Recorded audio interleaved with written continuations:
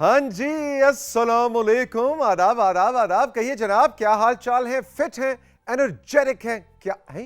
क्या energy levels low है? कोई बात नहीं, आपको आज जनाब ऐसा वायलिन सुनवाना है, ऐसा गिटार सुनवाना है दो बच्चियों से जो मेरी क्लास फेलोज हैं, और वो आपके एनर्जी लेवल्स जो है ना एकदम ऊपर लेके जाएंगी। भाई आयडा और फ्लोरेंस आ रही हैं आज राइजिंग पाकिस्तान में। दोनों बहुत खूबसूरत, दोनों बहनें हैं। पहली बात तो ये बहुत खूबसूरत गिटार प्ले करती हैं, वायलिन प्ले करती हैं और आपको लुत्फ आ जाएगा। इसके अलावा क्या है जी आज के राइजिंग पाकिस्तान में? इसके अलावा ट्रेनर काशिफ हैं और ट्रेनर काशिफ आज फुल बॉडी वर्कआउट करवाएंगे। आज मैं उनसे पूछूंगा कि ये कुर्ता शलवार या कुर्ता पजामा और पेशावरी चप्पल के साथ जिम में एक्सरसाइज हो सकती है कि नहीं हो सकती, इसकी इजाज़त है या नहीं है, इसका क्या सीन है। और इसके अलावा हमारे साथ रेबेका होंगी। रेबेका आज आपके लिए तीन नहीं, दो नहीं, बल्कि एक गुड न्यूज़ लेके। अब आप सोच रहे हैं कि एक गुड न्यूज़ क्यों? इसके अंदर भी कुछ कहानी है। आज एक ख़ास गुड न्यूज़ है हमारे पास, इसलिए हमने पूरे सेगमेंट में सिर्फ एक खबर रखी है। तैयार रहिए, अभी आपको कुछ देर में बतलाएंगे। इसके अलावा क्या है जी? इसके अलावा हमारे साथ डॉक्टर ताहिरा होंगी। डॉक्टर ताहिरा जो हमारी हेल्थ एक्सपर्ट है, और आज वो कुछ एलर्जीज़ के बारे में बताएंगी। मतलब हर मौसम की अपनी कुछ ख़ास एलर्जीज़ होती हैं, लेकिन आजकल के मौसम में क्या एलर्जीज़ हैं और उनके लिए क्या टिप्स हैं, ये डॉक्टर ताहिरा के सेगमेंट में हम आपको बताएंगे। एंड ऑफ कोर्स आज ऑरेंज सोफे पे I am really honoured and मेरे लिए बड़े फ़ख्र की बात है कि मेरे एक टीचर, मेरे उस्ताद मोहतरम जलील आली साहब जो तशरीफ़ ला रहे हैं, शायर भी हैं और उर्दू अदब में इनका तनकीद के हवाले से भी काम है। हाल ही में उनकी एक तनकीदी मज़ामीन की किताब भी शाये हुई है। लेकिन आज इनसे हमने एज ए टीचर, इनका तकरीबन मोर देन 30 ईयर्स का एक्सपीरियंस रहा उर्दू पढ़ाने का। सर सैयद कॉलेज रावलपिंडी में, मुझे याद है जब मैं कॉलेज में दाखिल हुआ तो मेरे वालिद बड़े खुश हुए कि अच्छा तुम जलील आली से उर्दू पढ़ोगे। यानी ये वो लोग, ये उस वक्त तो ऑब्वियसली यंग टीचर्स जो बड़े पैशन से काम करते थे, और मेरा ख्याल है रिटायरमेंट के दिन तक आली साहब के स्टूडेंट्स जो हैं उनके साथ उनका एक ख़ास राब्ता, ख़ास दोस्ती रही। I am so very happy कि आज आली साहब जो हैं और रौनक बढ़ाएंगे मेरे सेट्स की। तो ये है सब आज के राइजिंग पाकिस्तान में मेरे और मेरी टीम के पास आपके लिए। लेकिन एक ख़ास चीज़ भी है जो आज प्रोग्राम में हमने शामिल करनी है। और आपको मालूम ही है ना कि हम कभी कभी कुछ अशार, कुछ मुहावरे, कुछ किताबें आपको रिकमेंड करते हैं, कुछ मुहावरों की बैक स्टोरी बताते हैं, कुछ अशार के हवाले से आपसे सवाल करते हैं। तो आज एक मिसरा है जो हम आम जिंदगी में बहुत ज़्यादा इस्तेमाल करते हैं और ज़्यादातर लोग उसको सही जगह पे इस्तेमाल करते हैं, जो कि बड़ी खुशी की बात है। लो आप अपने दाम में से याद आ गया। इसका पहला मिसरा क्या है? यानी इस शेर को आपने मुकम्मल करना है। राइजिंग पाकिस्तान के फेसबुक पेज पे जाइए, अपना नाम, अपनी जगह का नाम, और ये बताइए कि ये भी बताइए कि ये शेर किसका है, इसके शायर कौन है। लेकिन पूरा शेर अगर आप हमें बतलाएं तो बड़ी खुशी होगी, और अगर कोई सही जवाब दे दे तो और भी ज़्यादा खुशी होगी। लो आप अपने दाम में से याद आ गया, ये दूसरा मिसरा है। इस शेर का पहला मिसरा क्या है, ये आपने हमें बताना है, और कुछ ही देर में हम आपको बताएंगे कि ये किसका शेर है और इसकी क्या कहानी है। तो ये सब आज के राइजिंग पाकिस्तान में मेरी और मेरी टीम के पास आपके लिए। चल के लेते हैं एक छोटा सा ब्रेक। ब्रेक के बाद आयडा और फ्लोरेंस दोनों बिल्कुल तैयार हैं अपने गिटार और वायलिन के साथ। इनसे कुछ चीज़ें आपको सुनवाते हैं और आपको बताते हैं छोटी छोटी बच्चियां कितना ज़बरदस्त म्यूज़िक सीख रही हैं और म्यूज़िक क्रिएट कर रही हैं।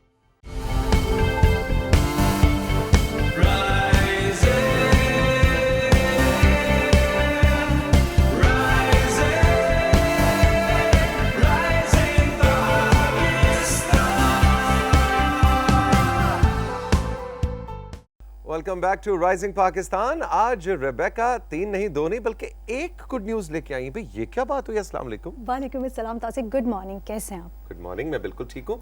एक क्यों? देखिए, जब एक ही गुड न्यूज़, बाकी जो दो, नॉर्मली हमारे पास तीन गुड न्यूज़ होती है, उसी के इक्वल हो तो फिर मतलब एक तीन पे भारी, एक तीन पे भारी है। क्योंकि आप जानते हैं कि जिस तरह से हम सबके लिए प्राइड की बात है, बहुत ही फ़ख्र की बात है, जब भी हम समीना बेग की खबर शामिल करते हैं तौसीक, तो दिल बहुत खुश हो जाता है। और आज जो है, जिस तरह हमने अपने पिछले प्रोग्राम्स में with the passage of time share कर रहे हैं कि वो अपनी टीम के साथ कीटू की चोटी जो है वो उसको सर कर रही हैं, तो उन्हीं से जो गुफ्तगू है आज हमने सोचा कि वो आपको जो है सुनवाते हैं। एग्जैक्टली समीना बेग के साथ हमने एक वीडियो रिकॉर्ड की है, बहुत स्पेशल वीडियो है, राइजिंग पाकिस्तान के लिए उन्होंने भेजी है। उनसे हमने पूछा कि उनका वहां पे वक्त कैसा गुजर रहा है। आइए आपको दिखाते हैं, फिर बात करते हैं इस पे। अस्सलाम वालेकुम। अल्हम्दुलिल्लाह so far everything is going well और बहुत खुशी महसूस हो रही है। I am right now in Concordia and यहाँ पे एससीओ ने जो BTS इंस्टॉल किया है, we are right next to the BTS और इट्स अमेजिंग, इट्स अनबिलीवेबल जिस तरह से यहाँ पे हमें कनेक्ट किया है दुनिया के साथ एससीओ ने, बहुत ज़बरदस्त है। मैं पूरी दुनिया घूम चुकी हूँ, even I have been to Antarctica, South America, but वहाँ पे भी ये सर्विस अवेलेबल नहीं है। बट बहुत ज़बरदस्त है क्योंकि हमारे जो लो अल्टीट्यूड पोर्टर्स है, हमारे जो हाई अल्टीट्यूड गाइड्स है, they are connected with their families, तो बहुत ज़बरदस्त है उनके लिए कि अपनी फैमिली के साथ कनेक्टेड हैं। और दूसरा ये कि टूरिज़म के हवाले से ये बहुत ज़बरदस्त एक सपोर्ट हुआ है, तो अनबिलीवेबल। मैं तमाम पाकिस्तानियों से और अपने चाहने वालों से ये दरख्वास्त करना चाहूँगी कि हम सब को अपनी दुआओं में याद रखिए और हमारी सेफ्टी के लिए और हमारी कामयाबी के लिए हमें अपनी दुआओं में याद रखिए। और दूसरा कि ये कि एससीओ का, स्पेशल कम्युनिकेशन ऑर्गेनाइजेशन का मैं शुक्रिया अदा करना चाहूँगी जिन्होंने ये जो मेरा एक ख्वाब था उसको आज पाए तकमील तक पहुँचाया है। तो thank you so very much SCO. Thank you so much SEO. आप देखिए एसईओ ने ये किया है कि ये हमारा कौमी इदारा है कि जिन्होंने ऐसी जगह जहां पे सिग्नल्स नहीं आते थे वहां पे सिग्नल्स का ऐसा टावर लगाया कि हमारे रिपोर्टर्स, हमारे हाइकर्स जो हैं वो अपनी फैमिली से और पीछे अपने बेस कैंप से कनेक्टेड रह सकते हैं, जिसकी वजह से उनकी सेफ्टी और सिक्योरिटी भी इंश्योर होती है। और समीना की स्पिरिट बड़ी हाई है और देखिए तौसीक कितनी खुशी होती है। अब अच्छा, इसमें मुझे लगता है कि हर बार जब हम समीना बेग से मिलते हैं या उनकी बात करते हैं तो एक नई किक हमें मिलती है मोटिवेशन की। एग्जैक्टली। तो समीना ने हमारा सर फख्र से बुलंद किया है जी हमेशा, और इस दफ़ा भी उनके लिए जैसे उन्होंने कहा है बहुत सी दुआएं हैं। रेबेका, आप सबसे भी गुजारिश है कि अपनी इबादत के दौरान समीना की सेफ्टी के लिए, उनकी पूरी टीम की सेफ्टी के लिए दुआ करें कि वो कामयाबी से K2 सर करें और खैरियत से वापस आएं। Rebecca, thank you very much, have a great day. हम चल के लेंगे राइजिंग पाकिस्तान में एक छोटा सा ब्रेक के बाद तैयार हो जाएं फुल बॉडी वर्कआउट विद गुरु काशिफ। अब ये पता नहीं ये चप्पल और कुर्ते पजामे में फुल बॉडी वर्कआउट कैसे हो सकता है, ये अब चैलेंज है काशिफ के लिए। लेट्स सी क्या होता है। ये है rising Pakistan.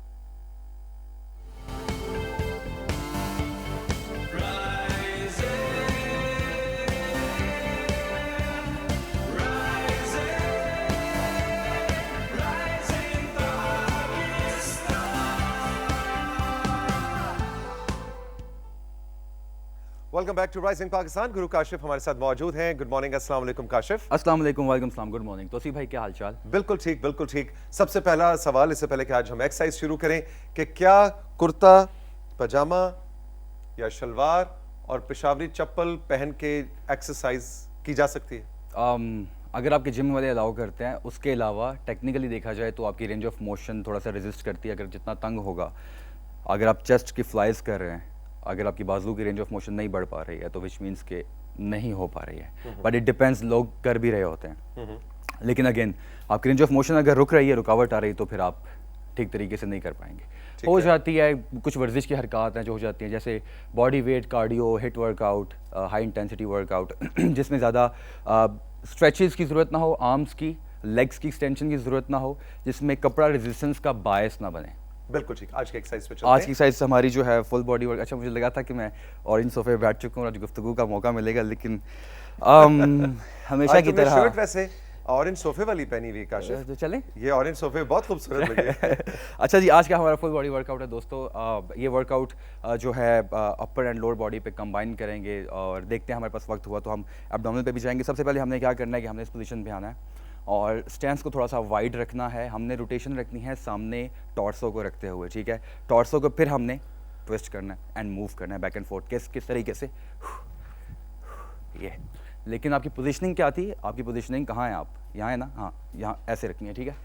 90 degree angle all the way down और हल्का सा जंप मैं ले रहा हूँ, देखिए, रोटेशन के साथ, ठीक है। Nice and control all the way up and all the way down. जितना हाई जंप आप लेना चाहें ले सकते हैं फुल रेपिटेशंस के साथ। अब इसको समझिए, आप कंसीडर करें आपका ये एक वार्म अप टाइप चीज़ भी हो जाएगी, लेकिन आपके एंटायर मसल्स जो हैं, आप देखेंगे मैं हल्का सा स्ट्रेच दे रहा हूँ ताकि सारे मसल्स को मैं स्ट्रेच दे के खोल भी सकूँ और अच्छे तरीके से वार्म अप कर सकूँ। हमने इसके 4 सेट्स करने हैं साथियों। अच्छा, ये वार्म अप भी है लेकिन ये एक्चुअल एक्सरसाइज भी है और बहुत मुश्किल एक्सरसाइज है। मेरा सांस फूल गया है, एग्जैक्टली। मुझे पानी चाहिए होगा। चलें कोई बात नहीं, रीसेट करते हैं पोजीशन को। 4 सेट्स 15 रेपिटेशंस। इसके बाद हमने क्या करना है, इसके बाद हमने करना है बॉडी वेट के साथ थोड़ी सी स्ट्रेंथ पे काम करेंगे। चाहे तो सहारा ले लें किसी चीज़ का, किसी चीज़ को पकड़ ले। हमने क्या करना है, इस पोजीशन में आएंगे, ठीक है, and then all the way and shift your body weight control moment के साथ।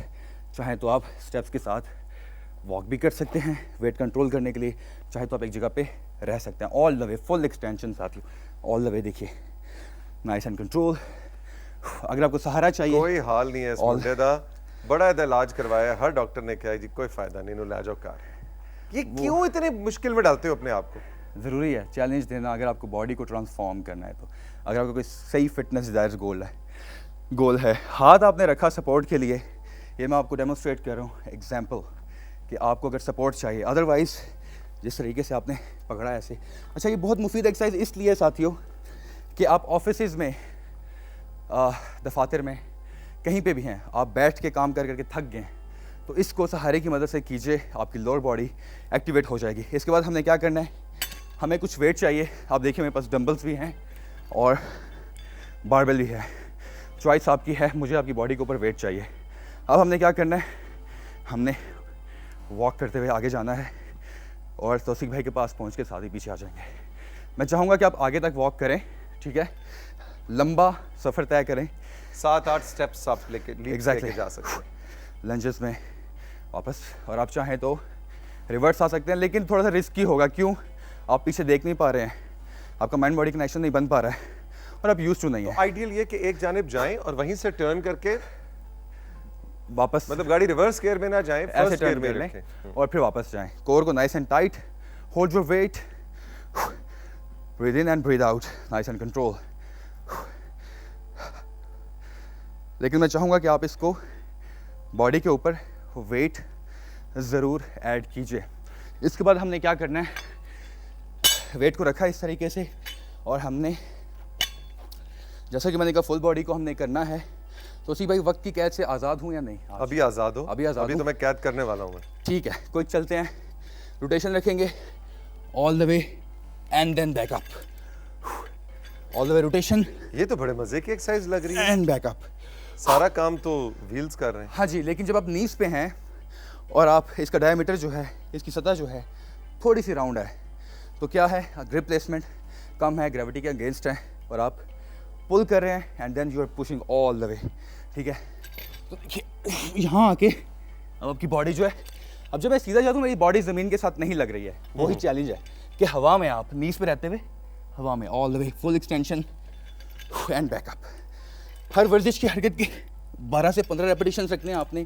12 से 15 रेपिटेशंस इसलिए क्योंकि हम slow Twitch muscle fibre and fast Twitch muscle fibre involve कर रहे हैं। Very nice. यानी कि जो मसल के खुलिए हैं हमारी बॉडी में, कहीं पे स्लो होते हैं, कहीं पे फास्ट होते हैं, कहीं पे हाई रेपिटेशंस पे ट्रेन करना पड़ता है, कहीं पे लो रेपिटेशंस पे ट्रेन करना पड़ता है। इसके बाद हमने क्या करना है हमारे साथियों? पास एक सवाल भी है जो लाहौर से आया है, उसका वक्त रखिएगा काशिफ। ओके, तो सिख भाई आपने यहाँ आके 3 पॉइंट्स पे आके देखिए, आप 3 पॉइंट्स पे आएंगे, लिफ्ट किया एंड 15 रेपिटेशन शूट करेंगे थोड़ी सी हाई पेस के साथ,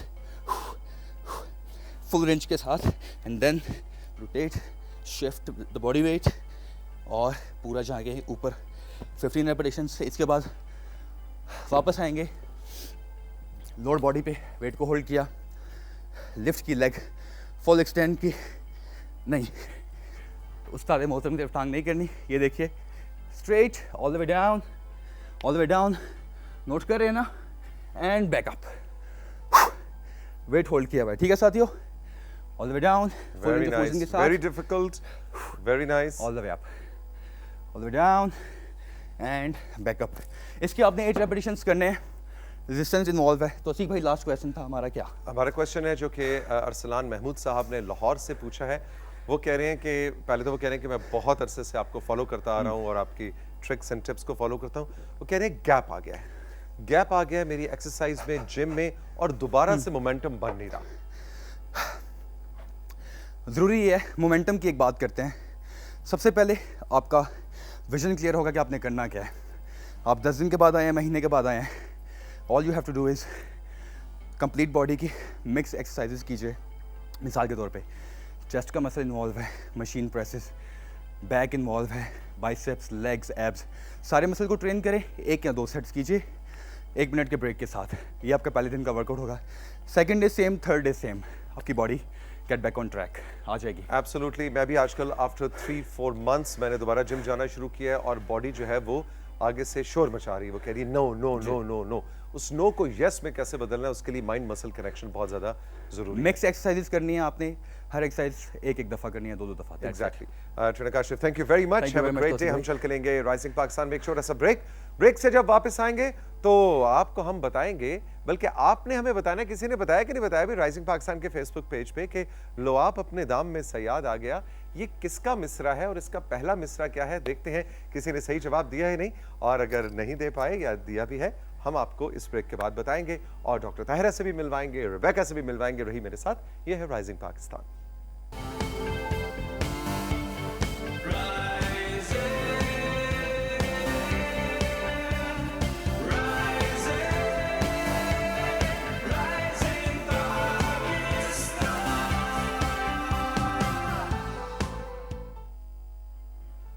लो आप अपने दाम में सयाद आ गया। हम रोज़मर्रा ज़िंदगी में ये मिसरा बहुत ज़्यादा इस्तेमाल करते हैं और ज़्यादातर सही जगह पे इस्तेमाल भी कर रहे होते हैं, लेकिन कम कम ही लोगों को मालूम है कि ये मिसरा किसका है और इस मिसरे का पहला मिसरा यानी मुकम्मल शेर क्या है।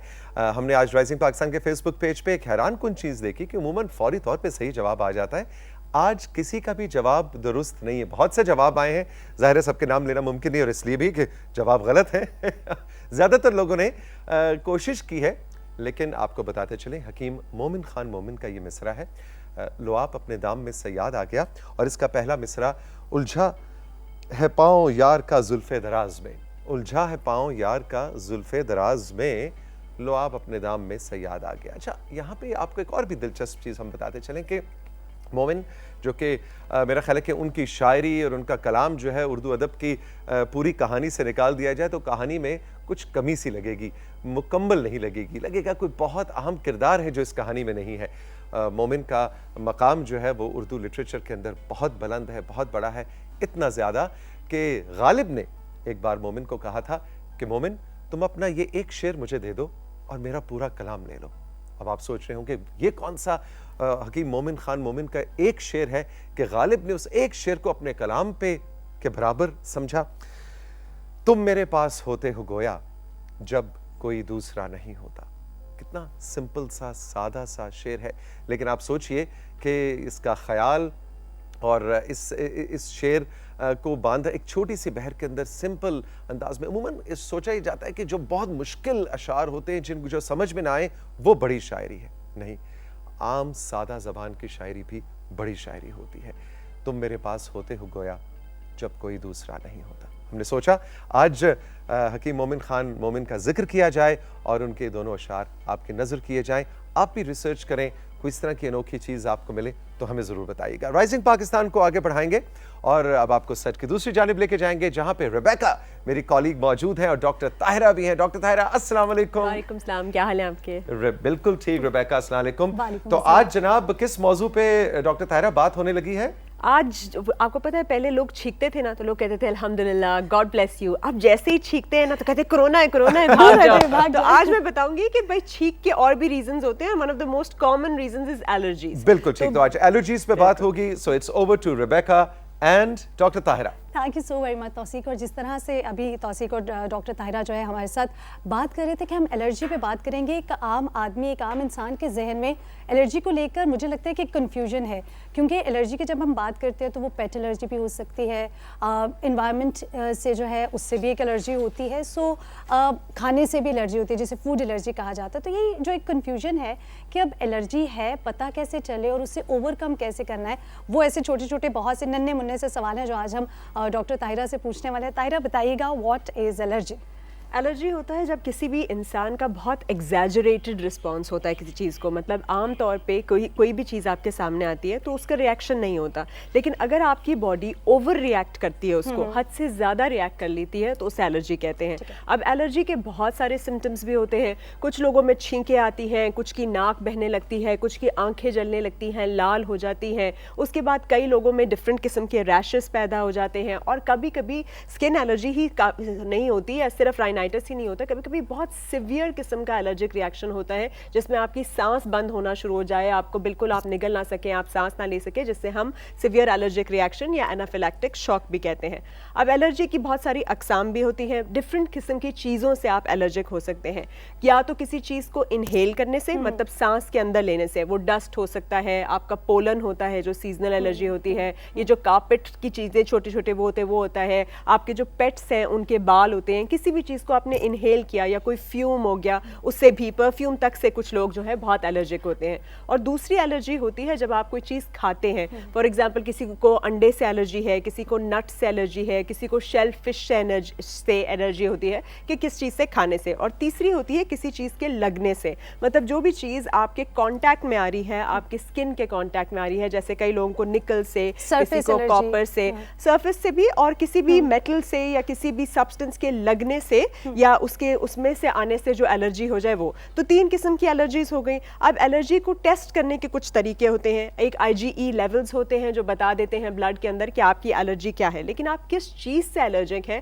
उसके लिए बड़ा अच्छा मैकेनिज्म है। आप यहाँ एनायत जा सकते हैं, जो हमारा इंस्टीट्यूट है चक्षुजाद में, और वहाँ पे वो आपका टेस्ट करते हैं बाकायदा, और डिफरेंट किस्म के एलर्जन से आपको एक्सपोज करके प्रिक टेस्ट करके देखा जाता है कि आप किस चीज़ से एलर्जिक हैं, ताकि आप उसको अवॉइड कर सकें। डॉक्टर साहिबा, मेरा ये सवाल है, जिस तरह यकीनन हमारे देखने वालों को भी ये सवाल होगा कि अमूमन हम देखते हैं कि एलर्जी जब होती है तो वो पता नहीं चलता कि आपको एलर्जी है। अच्छा, खाने से हो सकती है, पोलन एलर्जी हो सकती है, एनवायरनमेंट की एलर्जी हो सकती है।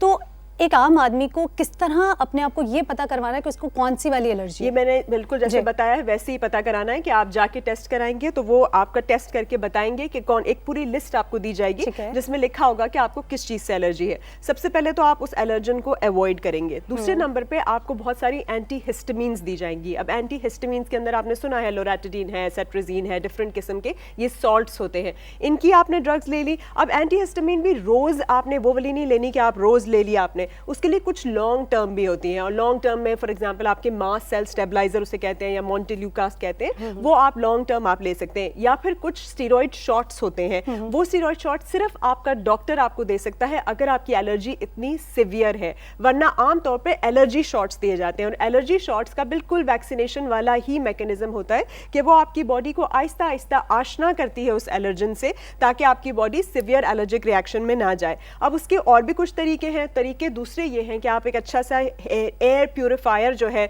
वो यूज़ करें। आप अपने उधर जो है मॉप किया करें, मतलब पोछा लगाएं बजाय के झाड़ू से आपका डस्ट उड़े। पेट्स वगैरह हैं तो वो घर के बाहर रखें। दूसरे नंबर पे आपने ये भी देखना है कि जितने भी आप डिटर्जेंट, सोप, लोशंस यूज़ करते हैं वो पैराबेन फ्री हों, परफ्यूम फ्री हों, कलर फ्री हों। अगर आप उससे एलर्जिक हैं, डाइज वगैरह से एलर्जिक है, तो उनको अवॉइड करके नेचुरल किस्म की चीज़ों की तरफ आएँ। फिर जो आपकी एंटी इन्फ्लेमेटरी चीज़ें हैं, जिसमें कि आपकी हल्दी आ जाती है या आपका हनी आ जाता है या आपका ग्रीन टी आ जाता है, इन चीज़ों का आपने ज़्यादा से ज़्यादा इस्तेमाल करना है। ये एंटी एलर्जी में काम करती हैं और आपकी बॉडी को जो है इस तरह की हाइपर सेंसिटिविटी रिएक्शन से जो है दूर रखती हैं। और इसमें मैं थोड़ा सा ये भी बताती चलूँ कि वैक्सीन को लेके बहुत सारे लोग जो कह रहे थे कि वैक्सीन हम नहीं करा सकते क्योंकि हमें एलर्जी है, तो वैक्सीन सिर्फ वो लोग नहीं कराएं जिनको सिवियर एलर्जिक रिएक्शन रहा है in the past to any component of the vaccine, जिसमें कि फॉर एग्जाम्पल उनका सांस बंद हो गया और उन्हें सिवियर और उन्हें फौरन जो है एपिनेफ्रीन का शॉट लगना पड़ा। लेकिन ये जो आम हमारी एलर्जीज होती हैं, छींकना